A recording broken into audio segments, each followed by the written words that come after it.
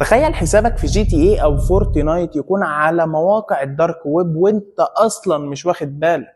الموضوع بقى اكبر من مجرد هاكرز دلوقتي، في ادوات ذكاء اصطناعي زي وورم جي بي تي بيكتب رسائل احتيالية بنفس لهجتك وتخدعك وتديهم الحساب او الايميل بتاعك. وفي هاكرز بيستهدفوا الحسابات اللي فيها سكينز او في باجز او جي تي اي كاش وبيبيعوها في الدارك ويب باسعار قليله جدا. طب حاجه زي كده اقدر احمي نفسي بيها ازاي؟ بكل بساطه الهاكرز، عشان تقدر تحمي نفسك تشوف الهاكرز بيعملوا ايه. الهاكرز بكل بساطه بيصطاد الحسابات بتاعتك عن طريق 4 حاجات.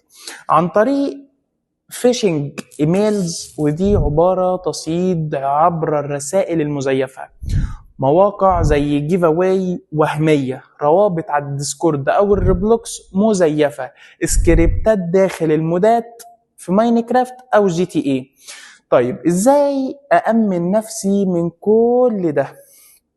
بكل بساطة تقدر تفعل التو اف ايه لكل الحسابات بتاعتك.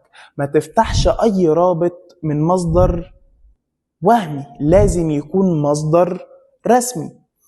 استخدم باسورد مانجر بكلمات سر مختلفة لكل المواقع. واهم حاجة لو حسابك مهم، حمايته مش بس اختيار، ده واجب عليك انت شخصيا.